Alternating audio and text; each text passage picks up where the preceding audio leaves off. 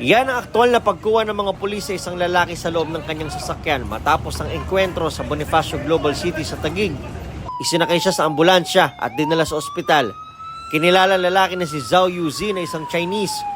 Bago yan, isisilbi dapat ng PNP Anti-Kidnapping Group kay Zhao ang 3 warrant of arrest sa Makati City para sa kasong deceit, resistance and disobedience to an agent of a person in authority at unjust vexation. Pero pumalag umano ang suspect at pinaputukan ng mga pulis.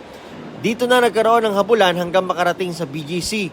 Tumawag din ang backup ang Anti-Kidnapping Group sa Taguig City Police.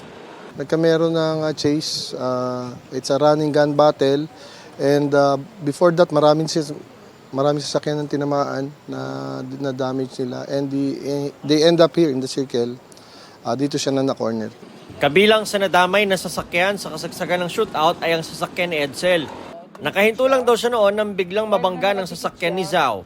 Nakapark kami doon sa tapat ng pharmacy. Habang nakapark kami, may bigla na lang bumangga sa amin na SUV na puti.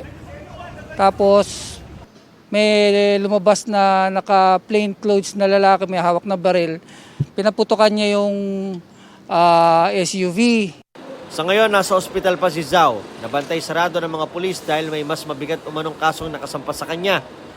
Hindi pa nakukunan ng pahayag ang suspect. Hindi pa lumalabas yung warrant, still waiting for that, Pero because he is also involved in kidnapping. Nico Wahe, nagbabalita para sa GMA Integrated News. Kapuso, para sa mga maiinit na balita, mag-subscribe sa GMA Integrated News sa YouTube. Sa mga kapuso naman abroad, subaybayan nyo kami sa GMA Pinoy TV at sa www.gmanews.tv.